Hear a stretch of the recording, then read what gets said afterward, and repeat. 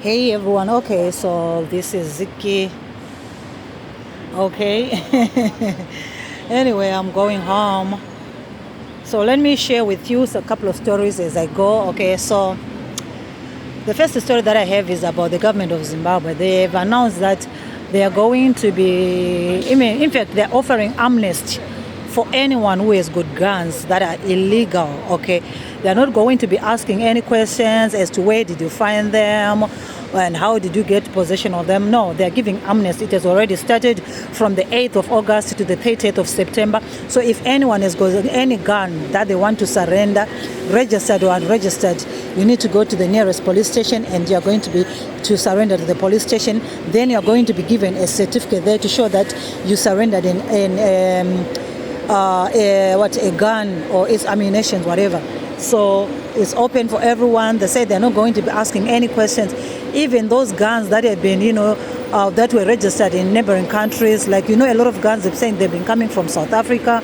So they say anyone with those guns, they can bring them, no questions asked, just bring them and you will be fine because it's an amnesty. So, but once you fail to honor the amnesty period, which is from 8th of August to the 30th of September, then if you are caught, then you'll be in trouble. Because, of late we have seen that there have been a lot of these, gun-related crimes in Zimbabwe. So they're saying, well, it's high time we have amnesty and encourage people to surrender their guns. Okay? So, yeah, that is the first story that I have for you. And then the second story is about Wopo Chingono. Wopo Chingono tweeted something on Twitter pertaining to Zimbabweans in South Africa. He wrote that South Africa is no longer an option for better life unless you are there legally. South Africa has elections in 2024 and ANC faces electoral earthquake, okay? So immigration is being used as a campaigning tool, so you are no longer safe.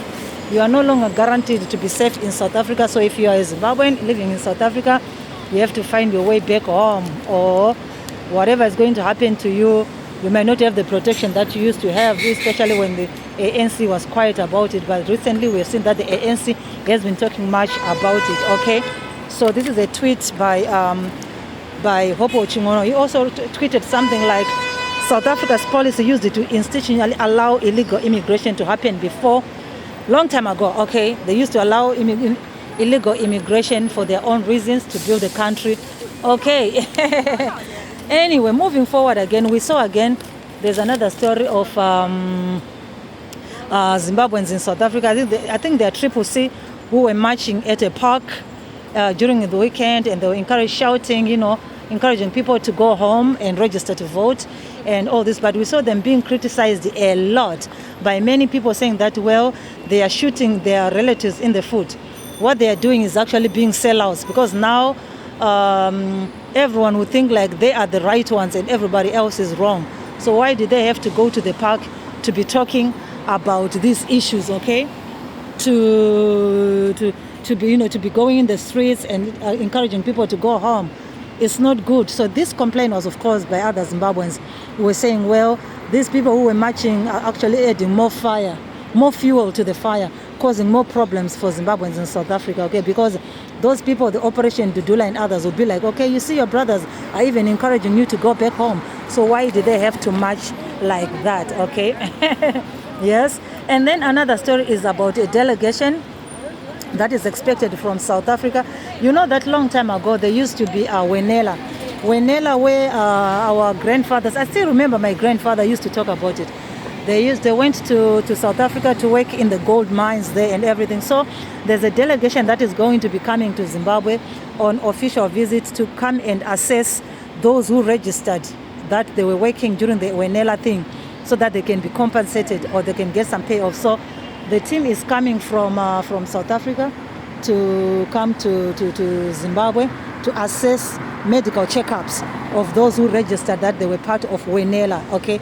So that story again, I'm going to look into it and continue to share with you any more stories that are going to be happening along that line, okay? And then, moving forward, there are a lot of stories, guys, a lot of stories. Okay, let me just take you away from Zimbabwe a little bit to Zambia.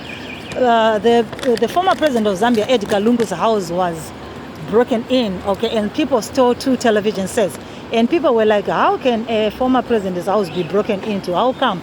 Isn't it is protected? There's security, he's got security delegates. So what happened there? Okay, but this story left many people puzzled because it seems that they don't know what happened or who did it.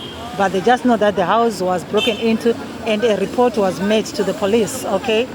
A report was made to the police pertaining to that.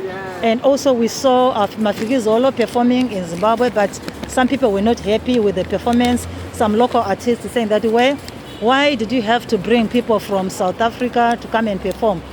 Is South Africa hiring our own artists to come and perform and you pay them big money? Why don't you just ask the local artists to play and then pay them that money that you are giving South African artists? What's so special about South African artists? I don't know. Let me know what you think, guys, okay? Then another story is about a Nigerian artist, well-known, international, that is Kizzy Daniels. He was arrested in Tanzania. I think most of us, we came across to that video, but the reason he was arrested is very, very fun. Like, he said he didn't have his gold chain because his bag did not arrive on time by plane, so he couldn't perform, and he was fully paid and people were already in the venue. So because people were very unhappy, they started to destroy things in the venue, a lot of things. So police was called by the promoter, who also happens to be a Nigerian. So it's an interesting story, okay? He refused to perform because he didn't have the proper clothes that he wanted to wear, and also his gold chain was not there. They said they had to open, private boutiques at night for him to just get any designer chain that he wanted, but he refused bluntly and said, no, all I want is my own gold chain, not the one that you want to give me, okay? Oh my God, interesting things happening, guys. There are a lot of stories that I can share with you, but yeah, I'm getting where there's some little bit of noise, so I'm going to stop a bit and then I'm going to continue.